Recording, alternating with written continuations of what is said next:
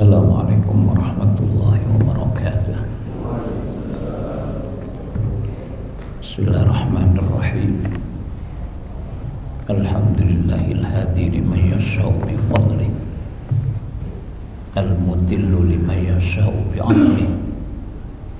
Wassalatu wassalamu ala man la nabiyya min ba'di, sayyidina wa syafi'ina wa maulana Muhammadin wa ala alihi wa sahbihi alladhina 'asu fi 'asri mu'minina bi ba'da nubuwati. Wa ba'du fa yaqulu Allah subhanahu wa ta'ala fi muhkami tanzili wa huwa a'lamu bi muradi. Innal ladzina amanu wa 'amilus salihati ulaika hum khairul bariyah, jazaohum 'inda rabbihim jannatu 'adnin tajri min tahtiha al-anhar khalidina fiha abada radhiyallahu anhum wa radu 'an dzalika liman khasyya rabbah. Shadaqallah wa shadaqa Rasulullah sallallahu alaihi wa alihi wasallam. Ma'asyiral muslimin wal muslimat, hadirin hadirat rahimakumullah. Masih melanjutkan kajian saya beberapa waktu yang lalu terakhir, bagaimana sebaiknya kita beragama di antara kita nih. Kalau dengan orang lain, lakum dinukum waliyadin saja. Mereka punya keyakinan, kita punya keyakinan. Lakum dinukum waliyadin. Bagi kalian keyakinan kalian, waliyadin bagiku keyakinan. Kalau mulai tafsirnya tuh, lakum dinukum, lakum syirkukum wa asnamukum. Lakum dinukum bagi kalian, dalam tafsiran lakum syirkukum bagi kalian sikap syirik kalian, wa asnamukum dan patung-patung sesembahan kan, silakan. Waliyadin, wali tauhidi dan bagiku ketauhidanku, wa imani dan keimananku. Jadi dalam konteks akidah sangat jelas pemisahnya, lakum dinukum waliyadin. Maka ketika tahun berapa terjadi pengoboman di Borobudur, itu sangat menyesalkan. Itu patung-patung yang dihancurkan itu di rumah ibadah saudara kita yang beragama Buddha. Yang perintah Allah, wa tahhir baitiya lit-thaifina wal 'akifina war ruk'i sujud. Hai Muhammad, sucikanlah rumahku, untuk membersihkan Ka'bah dan Masjidil Haram di patung-patung sesembahan yang jumlahnya ada di ayyamis sana, sejumlah bilangan hari dalam setahun. Di patung-patung di Masjidil Haram, di Ka'bah itu ada jumlah 365. Di dinding Ka'bah, di dalam Ka'bah itu patung-patung sesembahan orang-orang jahiliyah Quraisy. Allah pun wa tahhir baitiya, dan sucikanlah oleh Muhammad rumahku, Baitullah, lit-thaifina wa tahhir baitiya lit-thaifina wal 'akifina war ruk'i sujud. Bersihkanlah rumahku dari patung-patung untuk orang-orang bertawaf, yang ruku dan bersujud. Di konteksnya pembersihan berhala-berhala itu di rumah Allah Baitullah, bukan di Candi Borobudur. Itu keyakinan saudara kita yang beragama Hindu. Bahkan subhanallah, luas sekali toleransi agama kita. Allah wala tasubbul ladzina yad'una min dunillah fayasubbullah adwan bighairi 'ilm. Allah nyatakan Allah sendiri dalam tanda kutip tidak terusik kalau ada makhluk ciptaannya manusia tidak menyembahnya. Allah sendiri tidak terusik, tidak terganggu ketika ada makhluk-makhluk manusia ciptaannya menyembah selain dia, minta tolong. Allah wala tasubbul ladzina yad'una min dunillah. Jangan kalian pada mencaci maki orang-orang yang menyembah selain aku, kata min dunillah, selain Allah. Nanti fayasubbullah adwan bi ghairi ilmin, mereka akan membalas mencaci Allah tanpa dasar ilmu. Jadi kalau kita mencaci sesembahan mereka, sudah tidak secara langsung kita mencaci Allah, karena mereka akan membalas. Kita mencaci Tuhan mereka, mereka mencaci Tuhan kita. Itu tidak secara langsung kita mencaci Allah. Fayasubbullah adwan bi ghairi ilmin. Maka ketika beda keyakinan, lakum dinukum, antara kita saling mendoakan. Maka saya sampaikan ada sahabat dalam riwayat namanya Hudzaifah ibnul Yaman. Ini satu sahabat yang pertanyaannya berbeda dengan sahabat yang lain pada Rasulullah. Ya, pertanyaan tidak umum. Kalau pertanyaan sahabat, dullani alia Rasulullah, dullani ala amalin yudkhilunil jannah. Ya Rasulullah, kata sahabatnya, dullani, tunjukkanlah kepada aku ala amalin, satu amal perbuatan, yudkhiluni, yang bisa memasukkan aku ke dalam surga. Itu pertanyaan standar umum. Ya Rasulullah, tunjukkanlah aku satu perbuatan yang bisa mengantarkan aku masuk surga. Kita kesimpulan pasti ibadah, pasti amal soleh kan? Iya, amalan yang bisa mengantarkan orang masuk surga nggak mungkin maksiat, pasti ibadah, pasti amal saleh. Nah, sahabat yang satu ini namanya Hudzaifah ibnul Yamani, beda. Dia Rasulullah, dullani ala malin yudkhilunin nar. Ya Rasulullah, tunjukkanlah aku satu amal perbuatan yang bisa memasukkan aku ke dalam neraka. Kalau tadi pertanyaan umum standar, ya Rasulullah, dullani ala amalin yudkhilunil jannah. Ya Rasulullah, tunjukkanlah aku satu amal perbuatan yang bisa memasukkan aku ke dalam surga. Kita sepakat pasti amal ibadah, amal soleh. Ya nggak mungkin orang bermaksiat masuk surga. Yang mengantarkan pasti amal. Ini pertanyaan standar umum. Yang berbeda ketika ya Rasulullah, dullani, tunjukkanlah aku satu amal perbuatan yudkhiluni, yang bisa memasukkan aku ke dalam neraka. Jangan buru-buru maksiat, Pak.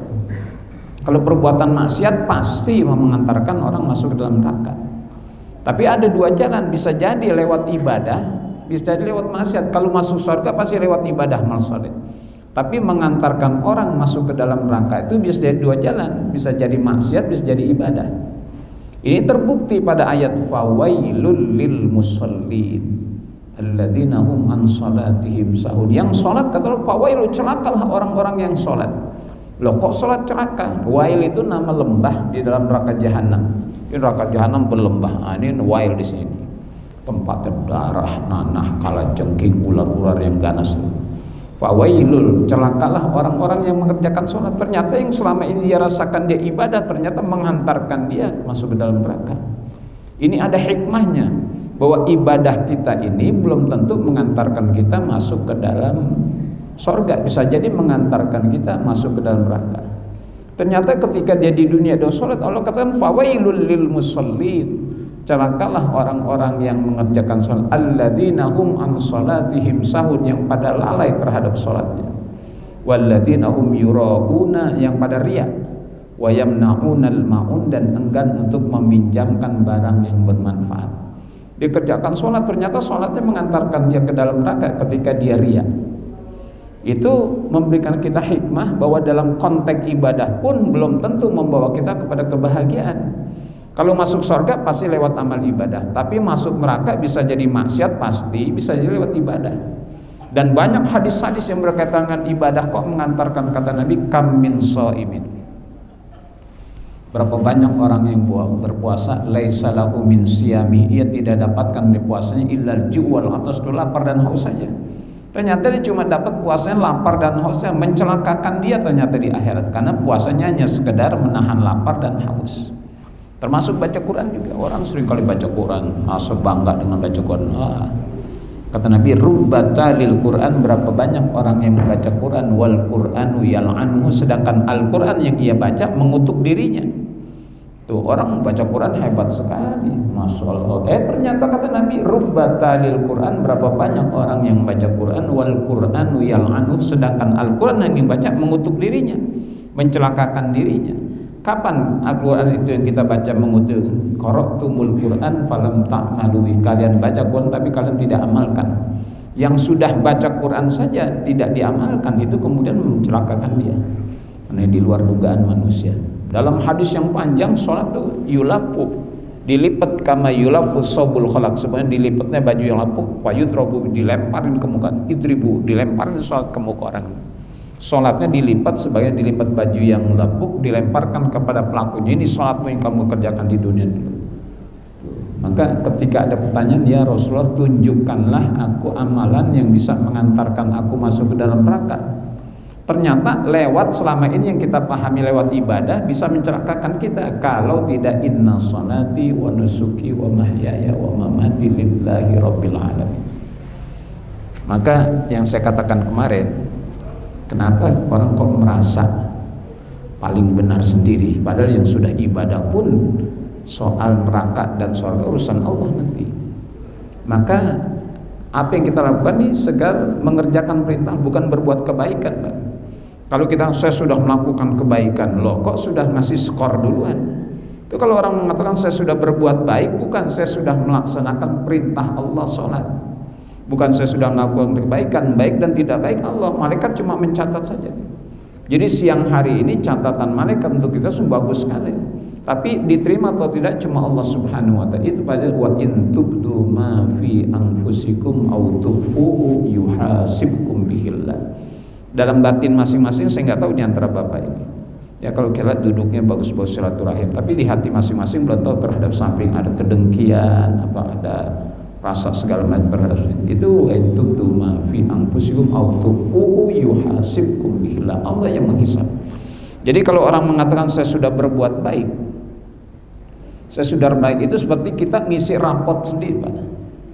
Kalau saya sudah berbuat baik, soal baik dan tidak bukan kita yang menilai, kita hanya melaksanakan perintah saja. Wa ma khalaqtul jinna wal insa illa li. Perintah salat, puasa, zakat, zikir, perintah. Soal nanti skor baik tidak Allah Subhanahu wa taala, karena itu menyangkut batin.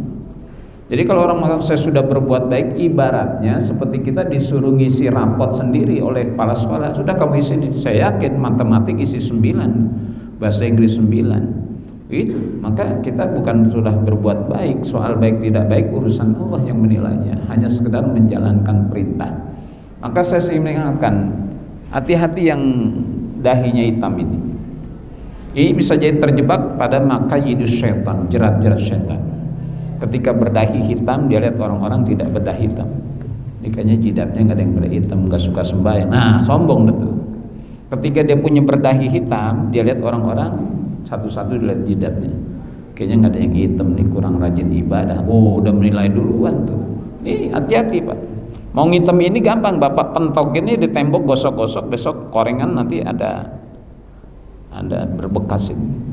Hati-hati, itu termasuk jebakan setan ketika kita merasa lebih baik dari orang lain dengan melihat kening masing-masing tidak hitam. Subhanallah, ternyata dia merasa baik di dunia, di akhirat masa dihinakan oleh Allah Subhanahu wa taala. Maka pertanyaan dulu, tunjukkanlah aku amal perbuatan yang bisa mengantarkan aku masuk ke dalam neraka, membuat kita hati-hati bahwa dalam konteks ibadah bisa jadi menyengsarakan kita di akhirat. Kalau masuk surga pasti lewat amal soleh, tapi masuk neraka bisa jadi dalam konteks lewat maksiat dan ibadah. Banyak ayat dan hadis yang menyatakan bahwa orang selama ini merasa beribadah di dunia, di akhirat itu sengsara. Kenapa? Sudah ria, sombong, menganggap lebih baik dari yang lain, sampai menghukum orang masuk neraka. Neraka ente enggak. Bisa jadi yang dihukumkan masuk neraka malah masuk surga, dia yang hukum masuk surga dia masuk neraka. Saya pernah cerita barangkali orang yang kita kenal bersama, saya pernah ceramah bareng-bareng di daerah mana saya lupa tuh, Cijantung apa, dengan almarhum Ustaz Anton Medan. Saya punya kesempatan ceramah duluan, tapi saya bilang abangnya duluan, dia ceramah. Habis ceramah ada obrolan kecil. Saya bilang mohon maaf sih bang, saya mau nanya bang nih, kalau mengenang masa lalu gimana? Wah dia nangis Pak, Allahu Akbar. Nangis Ustaz, tangan saya berlumuran darah. Tuh siapa nyangka tuh orang yang ukuran kita, wah ini nggak beres dah. Neraka, taubat dan masuk Islam, punya pesantren. Orang Yusuf santri-santrinya itu bukan orang-orang biasa, preman-preman masuk itu yang nyantri dia, dan disadarkan dengan sholat segala macam. Coba siapa punya perhitungan perkiraan orang yang kita anggap secara zahir itu ternyata subhanallah. Maka yang baik-baik belum tentu, malah yang baik-baik malah akhir hidupnya ending tragedi su'ul khotimah. Ini saya bisa katakan husnul khotimah, perjalanan minadz zulumati ila nur, dari kegelapan menuju cahaya. Ada yang minan nur ila dzulumat, ada yang kita anggap baik ternyata akhirnya nggak baik. Maka doa para ulama tuh, Allahumma khtim lana bi husnil khotimah wa la takhtim alaina bi su'il khotimah wa syarr. Ya Allah, tutuplah kehidupan kami dengan husnul khotimah, dan jangan kau tutup ngesulkan akhir hidup nggak ada yang tahu. Akhir hidup nggak ada yang tahu. Kita nyangka orang yang baik, akhir hidup su'ul khotimah. Kita anggap orang nggak baik, akhir hidup husnul khotimah. Semuanya kuasa Allah Subhanahu wa taala. Maka sebaiknya kita saling mendoakan. husnudzon melihat saudara kita. Bahkan doakan, andai kata dia masih kurang beres, ya Allah mudah-mudahan kau kasih hidayah. Kan lebih mendoakan daripada kita mencaci maki, bahkan menghukum-hukumkan orang. Masuk justru yang sering terucap omongan menghukum-hukumkan orang dari kelompok-kelompok yang merasa sudah beragama bagus tuh, yang sudah merasa berquran dan merasa sunnah betul. Dia terjebak pada prinsipnya dengan prinsip sudah bersunnah, padahal mohon maaf, orang yang dia tuduh tidak bersunnah malah lebih sunnah. Mana lebih sunnahnya? Tidak pernah terucap ucapan mulutnya mengklaim-klaim kebenaran yang sendiri dan menghukum-hukuman orang masuk neraka. Orang-orang yang saya katakan mereka itu sedang berjuang untuk sadar, Pak. Jadi orang-orang tengah bermaksiat jangan dikira nggak berjuang. Saat saya juga mau sadar, cuma susah keluar dari lingkaran maksiat, zinahnya, judinya, maboknya. Diakui, Ustaz saya juga ingin sedang berjuang mau keluar. Kita hina-hinakan dia, padahal dia sedang berjuang untuk keluar dari lingkaran kemaksiatan.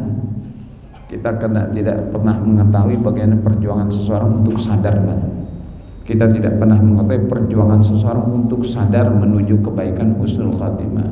Kita dia lahirnya secara zahir kita aduh brengsek, padahal dia sedang berjuang untuk keluar dari kemelut dirinya yang berbuat dalam kemaksiatan. Maka sebaiknya Allah, Allahumma hdinas siratal mustaqim siratal ladzina an'amta 'alaihim ghairil maghdubi 'alaihim waladdallin. Mudah-mudahan hadis yang sampai tadi membawa kita saling mendoakan di antara kita. Karena akhir hidup masing-masing kita tidak pernah tahu. Kita bermohon Allahumma khtim lana bihusn, Allahumma sabbit imanana wa islamana min dari dunya ila darillah. Ya Allah, tetapkanlah iman dan Islam kami sejak dari dunia sampai akhir, sampai kita mati tetap keadaan Islam dan mukmin. Amin ya rabbal alamin. Ala hadiniyah wa likulli niyatin salihah. Summa ila hadratis sahibi syafa'a sayyidina Rasulullah. Al-Fatihah. A'udzu billahi minasyaitonir rajim. Bismillahirrahmanirrahim. Alhamdulillahirabbil alamin arrahmanir rahim maliki yaumiddin.